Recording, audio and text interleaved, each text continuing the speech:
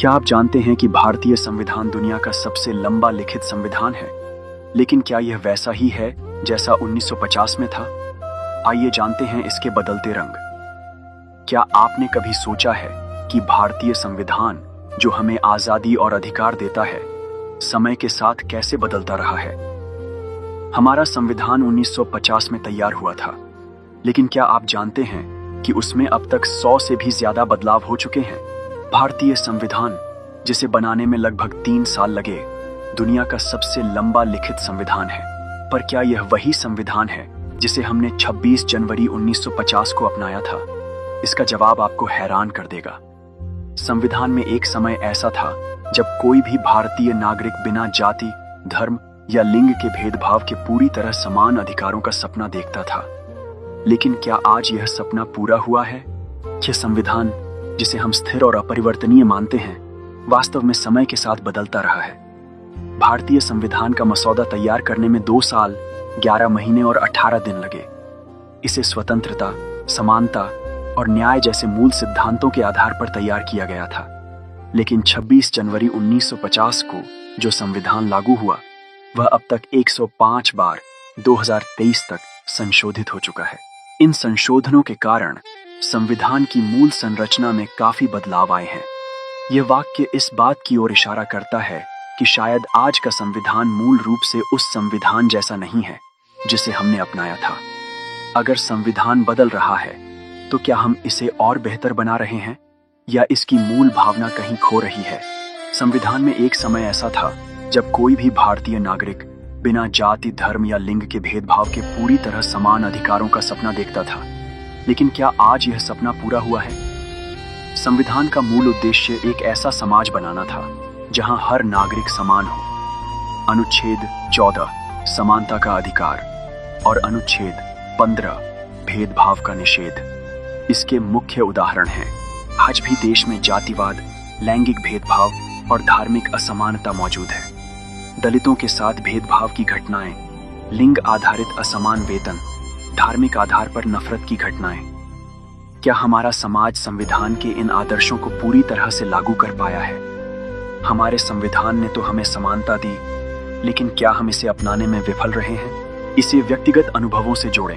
क्या आपके आसपास कोई ऐसी घटना हुई है जिसने आपको लगा कि संविधान के ये आदर्श आज भी अधूरे हैं? भारतीय संविधान, जिसे बनाने में 2 साल, 11 महीने और 18 दिन लगे, दुनिया का सबसे लंबा लिखित संविधान है। इसमें 395 अनुच्छेद, 22 भाग और 8 अनुसूचियां थीं शुरुआत में। आज यह 470 अनुच्छेद, 25 भाग और 12 अनुसूचियों तक पहुंच गया है। क्या आपको पता है कि इतने बड़े संविधान को बनाना केवल एक कानूनी प्रक्रिया नहीं थी, बल्कि यह भारतीय समाज की विविधता, उसके सपनों और संघर्षों को एक दस्तावेज में समेटने का प्रयास था। दुनिया के किसी अन्य देश का संविधान इतना विस्तृत और विस्तारित नहीं है। उदाहरण के लिए, अमेरिका का संविधान केवल 7 अनुच्छेदों में लिखा गया है। तो ऐसा क्या था जो भारतीय संविधान को इतना बड़ा और विशिष्ट बनाता है? क्या आप जानते हैं कि 26 जनवरी को ही संविधान लागू करने का फैसला क्यों लिया गया? क्योंकि 1930 में इसी दिन भारत ने पूर्ण स्वराज का संकल्प लिया था। यह संविधान सिर्फ कानूनों का संग्रह नहीं था, यह हर भारतीय के लिए एक सपना था। समानता का सपना, स्वतंत्रता का सपना और न्याय का सपना। लेकिन सवाल यह है कि क्या इन सपनों को पूरी तरह से साकार किया जा सका है? George B.R. अंबेडकर ने संविधान के महत्व पर कहा था, संविधान केवल एक दस्तावेज नहीं है, यह तब तक सफल नहीं हो सकता जब तक इसे लागू करने वाले लोग ईमानदार और जिम्मेदार न हों। यह बात आज भी उतनी ही प्रासंगिक है जितनी 1950 में थी। वर्तमान समय में जब हम 2025 में खड़े हैं, हमारा संविधान कई महत्वपूर्ण परिवर्तनों और बहसों का साक्षी रहा है। आइए हाल ही में हुए कुछ प्रमुख संवैधानिक संशोधनों और विधायी परिवर्तनों पर नजर डालते हैं। 129वां संविधान संशोधन विधेयक 2024, एक राष्ट्र एक चुनाव। इस विधेयक का उद्देश्य लोकसभा और राज्य विधानसभाओं के चुनावों को एक साथ आयोजित करना है। पूर्व राष्ट्रपति रामनाथ कोविंद की अध्यक्षता वाली समिति की सिफारिश पर संविधान में अनुच्छेद 12A 106 को जोड़ने का प्रस्ताव रखा गया है। इस संशोधन के समर्थक इसे चुनावी खर्चों में कमी और शासन की स्थिरता के लिए आवश्यक मानते हैं, जबकि विरोधियों का तर्क है कि यह संघीय ढांचे और राज्यों की स्वायत्तता पर प्रभाव डाल सकता है। वक्फ संशोधन विधेयक 2024 वक्फ संपत्तियों के प्रबंधन में पारदर्शिता और उत्तरदायित्व बढ़ाने के उद्देश्य से सरकार ने 1995 के वक्फ अधिनियम में संशोधन का प्रस्ताव रखा है।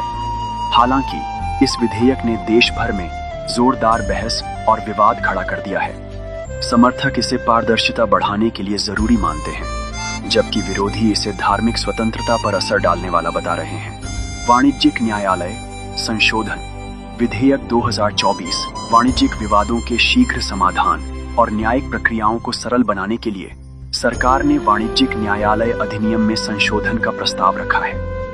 प्रस्तावित संशोधनों का उद्देश्य वाणिज्यिक विवादों का जल्द समाधान और अदालतों में विशेष निर्णय को और अधिक प्रोत्साहन प्रदान करना तथा अदालतों में वाणिज्यिक विवाद समाधान से संबंधित लागू प्रक्रिया को सरल बनाना है। इन हालिया परिवर्तनों और प्रस्तावित संशोधनों के माध्यम से यह स्पष्ट होता है कि हमारा संविधान एक जीवंत दस्तावेज है, जो समय समय पर देश की आवश्यकताओं और चुनौतियों के अनुसार परिवर्तित होता रहता है।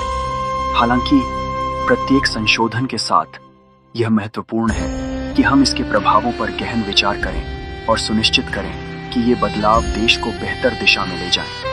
क्या ये संशोधन वास्तव में देश को बेहतर बना रहे हैं या हमें और सुधारों की आवश्यकता है? यह बहस और विचार विमर्श का विषय है, जो हमारे लोकतंत्र की मजबूती का प्रतीक है। जैसा कि डॉ.बी.आर.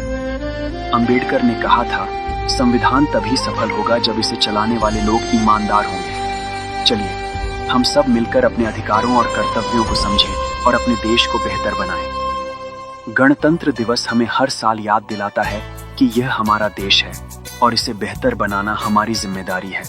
तो आज हमने जाना कि भारतीय संविधान किस तरह समय के साथ बदला और यह बदलाव कैसे हमारे जीवन को प्रभावित करते हैं।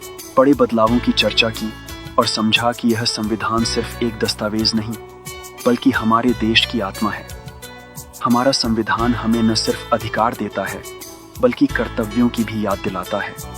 इसे पढ़ना और समझना हर नागरिक की जिम्मेदारी है। अब आपकी बारी है। क्या आपको लगता है कि हमारे संविधान में और बदलाव होने चाहिए? अगर हाँ, तो किस क्षेत्र में? आपके विचार हमें जरूर बताएं। हमें कमेंट में लिखें या अपने दोस्तों के साथ यह वीडियो साझा करें।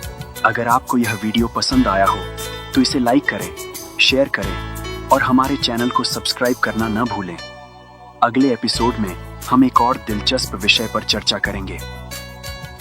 गणतंत्र दिवस हमें हर साल याद दिलाता है कि यह हमारा देश है और इसे बेहतर बनाना हमारी जिम्मेदारी है। अगले हफ्ते हम चर्चा करेंगे कि कैसे भारतीय युवा लोकतंत्र को मजबूत बना सकते हैं। इसे मिस न करें। आप सभी को गणतंत्र दिवस की हार्दिक शुभकामनाएं। ये दिन हमें एकता और अखंडता की प्रेरणा देता है। आपका बहुत बहुत धन्यवाद कि आपने आज का एपिसोड सुना। जय हिंद।